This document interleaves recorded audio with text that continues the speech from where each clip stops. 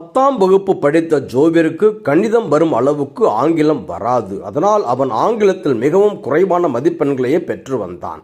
சில நேரங்களில் அவன் ஆங்கிலத் தேர்வில் தோல்வியையும் தழுவினான். ஒரு நாள் அவனுடைய வகுப்பில் ஆங்கிலத் தேர்வு நடைபெற்றது. தேர்விற்கு ஜோ நன்றாக படித்து வந்திருந்தாலும் தேர்வு நேரத்தில் அவனுக்கு எதுவுமே ஞாபகம் வரவில்லை. இதற்கு நடுவில் அவனுக்கு பக்கத்து இருக்கையில் அமர்ந்திருந்த அவனுடைய நெருங்கிய நண்பன் மில்டன் தேர்வினை நன்றாக எழுதுவது அவனுக்கு தெரிந்தது. அவனை பார்த்து அப்படியே எழுதிவிட்டால் தேர்வில் வெற்றி பெற்று விடலாம் என்ற எண்ணமும் ஜோவின் மனத்தில் தோன்றி மறைந்தது.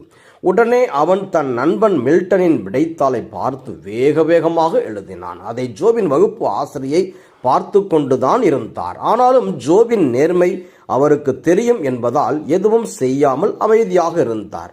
தேர்வுக்கான நேரம் முடிந்ததும் வகுப்பு ஆசிரியை எல்லாரிடமிருந்தும் விடைத்தாளை வாங்கி கொண்டிருந்தார். அவர் ஜோவிடம் வந்தபோது அவன் தனது விடைத்தாளை 2ஆக கிழித்து வைத்திருந்தான். ஜோ, உனக்கு என்ன ஆயிற்று என்று வகுப்பு ஆசிரியை அவனிடம் கேட்டபோது அவன் அழுது கொண்டே, தேர்வில் நான் பார்த்து எழுதிவிட்டேன், அதனால் மனசாட்சி உறுத்தியதால் கிழித்து விட்டேன் என்றான். இதற்கு ஜோவின் வகுப்பு ஆசிரியை அவனிடம், நீ தேர்வில் வேண்டுமானால் தோற்கலாம், ஆனால் உனக்கு வந்த சோதனையில் நீ வெற்றி பெற்று விற்றாய் என்று அவனை மனதார வாழ்த்தினார்.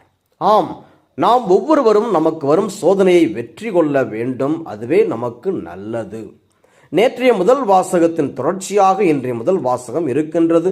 நேற்றைய முதல் வாசகத்தில் சோதிக்கப்படும் போது மன உறுதி உண்டாகும் என்று யாக்கோபு சொல்லுகிறார். இன்றைய முதல் வாசகத்தில் சோதனையை மன உறுதியுடன் தாங்கோர் பெயர் பெற்றோர் என்கிறார்.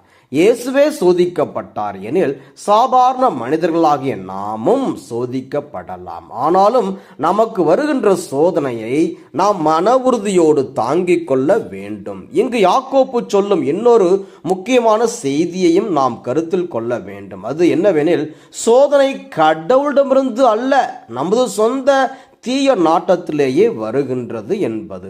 பலருக்கு இந்த தெளிவு இருப்பதில்லை. அதனாலேயே அவர்கள் கடவுளை கண்ட மேனிக்கு சபிக்கின்றார்கள். ஆகவே நாம் சோதனையில் விழுந்து விடாமல் மிகவும் எச்சரிக்கையாய் இருக்க வேண்டும். நற்செய்தியில் இயேசுவின் சீடர்கள் அவர் மீது நம்பிக்கை வைக்காமல் நம்பிக்கையின்றி இருப்பதை காண முடிகின்றது. இதுவும் ஒரு வகையான சோதனை தான்.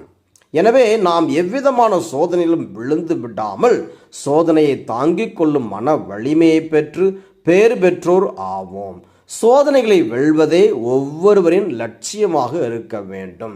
இனிமேலும் சோதனைகள் கடவுளிடமிருந்து வருகின்றன